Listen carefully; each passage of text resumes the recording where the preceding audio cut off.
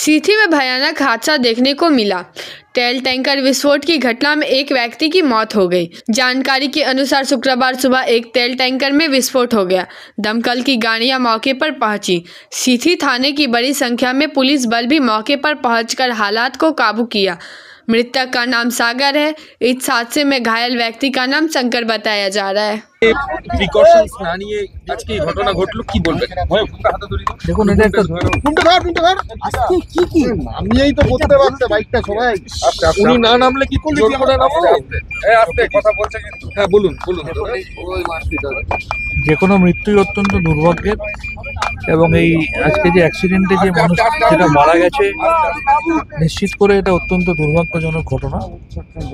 এইখানে যে গাড়ি কাটাইয়ের কাজ হয় সেটাকে রেগুলারাইজ করার জন্য আমরা সবসময় সচেষ্ট থেকেছি। আমি যখন কাউন্সিলর ছিলাম তখন থেকে পুলিশ প্রশাসন পৌরসভা সবার সাথে কথা বলে যাতে সুষ্ঠুভাবে আইন মেনে বিধিসম্মতভাবে হয় সেটা সবসময় আমরা সচেষ্ট থেকেছি, এবং বিভিন্ন সময় পুলিশ প্রশাসন পৌরসভার সাথে আমরা যোগাযোগও করি। আমি যখন কাউন্সিলর ছিলাম তখনও করেছি, এখন যিনি কাউন্সিলর আছেন তখনও উনিও করেন। তবে যে ঘটনাটা ঘটেছে সেটা অত্যন্ত দুর্ভাগ্যের। আমি মনে করব যারা এখানে এই ধরনের পেশার সাথে যুক্ত তারা প্রত্যেকটা নিয়ম কানুন আইন মেলে পুলিশ প্রশাসন এবং কলকাতা পৌরসভার যে সুনির্দিষ্ট গাইড খুশি হচ্ছে প্রায় 40-50 বছর ধরে হচ্ছে এটা। প্রায় 40-45 বছর একাধিকবার রাস্তা তৈরি করা হয়েছে, এখানে নতুন রাস্তা তৈরি করা হয়েছে, সামনে টয়লেট। না মালিকের কোনো হাত আছে বলে মনে হচ্ছে না। এখানে যারা দখল করেছে তারা কোত্থেকে শক্তি পেয়েছে বলতে পারছে না। যারা দখল করে কাটাই করছে, যারা দখলদার কাটাই করেছে নাম জানে, কাউন্সিলরের কথা শুনছে না। কাউন্সিলর রাস্তা তৈরি করে দিয়েছেন, সামনে টয়লেট তৈরি করে দিয়েছে। কাদের মধ্যে এইগুলো চলছে? এগুলো একটা অদৃশ্য হাত, বলতে পারছি না, সেটা নিশ্চয়ই আপনারা প্রেসের মধ্যে রয়েছে। প্রশাসনের দেখুন, প্রশাসনের দায়িত্ব আমি নেই না, প্রশাসনকে ব্যর্থ বলবো না, তারা তো এসছেন। আসলে তো হবে না, থানা থেকে ঢিলছোড়া দূরত্বে আপনি বলছেন কাউন্সিলরের কথা শুনছেন না, তাহলে প্রশাসন কেন কোনো ব্যবস্থা? থেকে নিশ্চয়ই একটা শক্তি তো পেয়েছে। সেই অদৃশ্য শক্তি কি?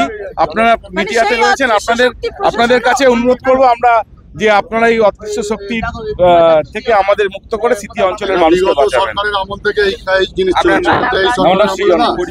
আমি 2 নম্বর ওয়ার্ডের তৃণমূল কংগ্রেসের দপ্তর। Bureau report BBTV news. नियमित अपडेट एवं दुनिया भर की ताज़ा खबरों के लिए हमारे फेसबुक पेज को फॉलो एवं यूट्यूब चैनल को सब्सक्राइब करें। রানীগঞ্জ শহরের NSB রোডে অবস্থিত সুসজ্জিত এবং মনোরম পরিবেশে অতিথিদের পরিষেবার জন্য তৈরি অতিথি in hotel and restaurant. Hotel অতিথি ইন পরিষেবায় থাকছে অত্যাধুনিক সুবিধাযুক্ত এসি রুম।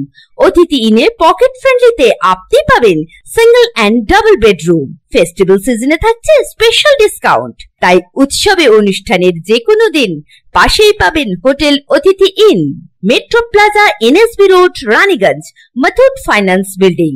যোগাযোগ করুন এই নাম্বারে 7872933666 এবং 9434133666।